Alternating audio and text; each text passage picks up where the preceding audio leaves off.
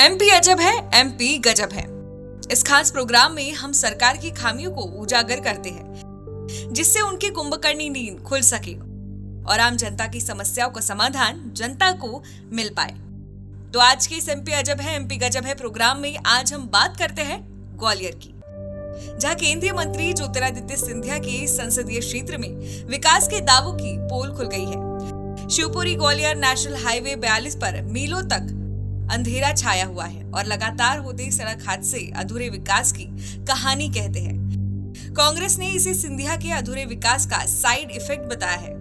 वहीं स्थानीय लोग भी इस विकास से परेशान होते नजर आ रहे हैं। शिवपुरी ग्वालियर नेशनल हाईवे 42 जो केंद्रीय मंत्री ज्योतिरादित्य सिंधिया के लोकसभा क्षेत्र में आता है और यहाँ से उनकी बुआ यशोधरा राजे सिंधिया भी विधायक और मंत्री रह चुकी है, लेकिन अब यह क्षेत्र अधूरे विकास का दंश झेलने को मजबूर है। हमारे संवाददाता ने नेशनल हाईवे 42 का जायजा लिया। देखिए ग्वालियर से हमारी संवाददाता संजय शर्मा की ये रिपोर्ट।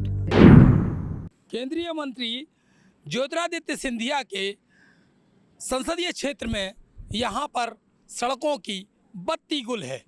NH 46 पर हम इस समय खड़े हुए हैं और यहाँ पर आप देखेंगे, मैं कैमरामैन को कहूँगा थोड़ा दिखाएं कि किस तरह से यहाँ पर पूरी तरह घुप अंधेरा है और ढाबों की रोशनी के सहारे यहाँ पर लोग सफ़र अपना तय करते हैं।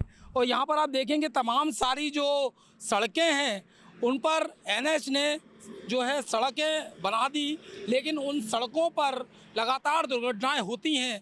यहाँ पर गाय भी मरती हैं, यहाँ पर जो है लोग भी मरते हैं, एक्सीडेंट्स भी होते हैं, लेकिन बावजूद इसके किसी को उनका ख्याल नहीं है। क्योंकि 4 साल से यही स्थिति है, सड़क बना दी लेकिन लाइट नहीं है। और यहाँ पर तमाम सारे लोग मौजूद हैं। यहाँ पे कुछ ढाबे वाले भी हैं, कुछ ट्रक चालक भी हैं, कुछ बस चालक भी है, तो उनसे बात करते हैं। यहाँ पर जो लाइट है, लाइट की व्यवस्था यहाँ पर नज़र नहीं आ रही है। कितनी दुर्घटनाओं का सामना करना पड़ता है और कितनी यहाँ पर कब से लाइट नहीं है? जी, यहाँ दो ढाई साल से लाइट नहीं है और जो है यहाँ पे कई पशु और एक्सीडेंट हो रहे हैं। तो कितने अमूमन कितने एक्सीडेंट होते हैं महीने भर की यदि बात कर लें? कितने? 2-4 तो हो ही जाते हैं पशुओं के ना। वैसे गाड़ियों के एक्सीडेंट भी होते हैं? गाड़ियों के एक्सीडेंट हो जाते हैं जी। क्यों? क्या है कि वो पशु जो है वहाँ पे खड़े रहते हैं तो एक्सीडेंट हो जाता है उनसे। बिल्कुल, आप बताएं किस तरह से देखते हैं, क्योंकि यहाँ पर जो लाइट की व्यवस्था तो मुझे नज़र नहीं आ रही यहाँ पर, और लोग कितने दुर्घटनाग्रस्त होते होंगे, कितनी गाड़ियाँ ठुकती होंगी, क्योंकि लोग देख नहीं पाते हैं। ऐसा है ना कि जब लाइट नहीं रहेगी ना तो पशु भी आते हैं और रात में बाहर निकलते हैं ना तो पशुओं को हटाने वाला भी कोई नहीं है, तो पशु का एक्सीडेंट भी होता है, चढ़ जाता है, वाहन चढ़ जाता है, उसमें ड्राइवर की भी गलती नहीं है। लाइट होती ना तो ये कोई दुर्घटना नहीं होती। बिल्कुल। आप यहाँ से कहाँ जा रहे हैं? बिल्कुल, मैं यहाँ से ग्वालियर जा रहा हूँ। तो अभी आपने यहाँ पर क्या स्थिति देखी है? तो अब स्थिति यहाँ पर बस से बदतर स्थिति है, क्योंकि मैं यहाँ से ग्वालियर जा रहा हूँ, या खाना खाने के लिए ढाबे पर रुका, लेकिन मैंने यहाँ पर देखा कि कई गाय यहाँ पर मरी पड़ी हुई। तो इस चक्कर में मुझे भी अपनी गाड़ी यहाँ से स्लो करनी पड़ी, क्योंकि आगे भी यहाँ अगर देखा तो 1-2 गाड़ियाँ मेरे पीछे, जो मैं जहाँ से ये लाइट बंद है वहाँ भी एक गाड़ी, एक्सीडेंटल गाड़ी अभी भी यहाँ मौके पर खड़ी हुई है। हम लोग वोट देते हैं, हमसे बड़े बड़े वादे किए जाते हैं कि आपको रोड पर ये सुविधा मिलेगी, वो सुविधा मिलेगी, लेकिन मुझे नहीं लगता कि नेशनल हाईवे की तरफ से हम लोग को कोई सुविधा दी जा रही है। बिल्कुल, लोग वोट देते हैं कि सुविधाओं के लिए और उनको जान देकर अपनी वोट की कीमत चुकानी पड़ती है। आप किस तरह देखते हैं, जो कि यहाँ पर लाइट नहीं है? कब से लाइट नहीं है? 2-2.5 साल से ना जी लाइट। बिल्कुल नहीं लाइट। आप क्या करते हैं? यहाँ ढाबे पे काम करता हूँ। ये आप 2-2.5 साल से यहाँ पर बिल्कुल लाइट नहीं है, तो कितनी दुर्घटनाएं, एक्सीडेंट वगैरह होती होंगी यहाँ लोगों की? होता है जी, जब लाइट नहीं है तो अंधेरे में तो हो ही जाता है जी। लाइट की सुविधा करनी चाहिए जी सरकार को भी।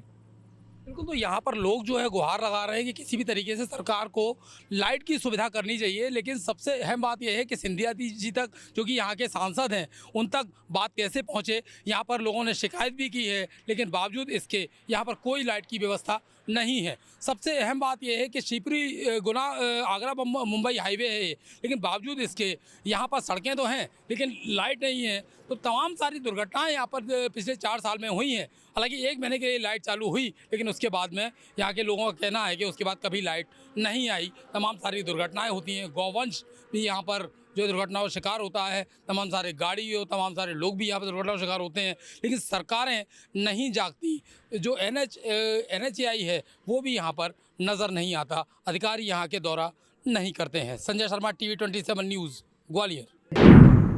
देखिए, ज्योतिरादित्य सिंधिया हमेशा से अपने आप को वर्ल्ड क्लास लीडर मानते हैं और वर्ल्ड विजनरी लीडर मानते हैं, लेकिन हम तो हमेशा से ये बात कह रहे हैं कि सिर्फ उनका संसदीय क्षेत्र छोड़िए जहां पर national highway authority of India पे 6 ऐसे पॉइंट्स हैं जिसको इल्यूमिनेट करना, जिसकी रोशनी करना परमावश्यक है, बल्कि पहले दिन से ऐसा होना चाहिए। वहां पे आज तक जो है स्ट्रीट लाइट का प्रावधान नहीं है और पूछने पे बताया जा रहा है कि जो बिजली विभाग है उससे समन्वय नहीं हो पा रहा। तो आप समझ सकते हैं किस प्रकार का विकसित भारत की कल्पना जो है सिंधिया जी और मैं कहूँगा कि मोदी जी कर रहे हैं। सिर्फ और सिर्फ टेलीविज़न की सरकार चला रहे हैं ये, इसके अलावा कुछ भी नहीं है। ऐसे और भी बहुत सारे कार्य, विकास कार्य हैं जिनमें आपको समझ आएगा कि सिर्फ और सिर्फ सिंधिया जो है अपने आप को विश्व स्तर का लीडर बताते हैं, लेकिन धरातल पर स्थितियाँ बिल्कुल विपरीत हैं।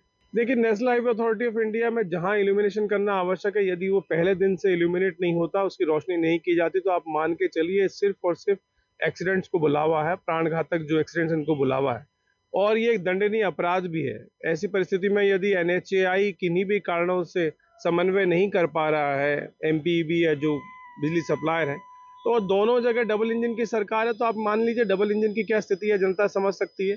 और सिंधिया जैसा नेता यदि उसको इल्यूमिनेट नहीं करा पा रहा, तो मुझे लगता है विकास कार्य में पूर्णतः वो फेल है। देखिए, कांग्रेस के आरोपों का जवाब देने के लिए मैं बहुत ही अपने आप को अनकंफर्टेबल महसूस करता हूं, क्योंकि ना वो बेसिर पैर की बातें करने लगे हैं। कुछ नहीं बचा है उनके पास में, कुछ भी नहीं है। उनका जो प्रदेश अध्यक्ष है जो कहता है कि मेरी पार्टी गई तेल लेने के लिए, ऐसी पार्टी और संगठन के किसी आरोप पर क्या जवाब देना।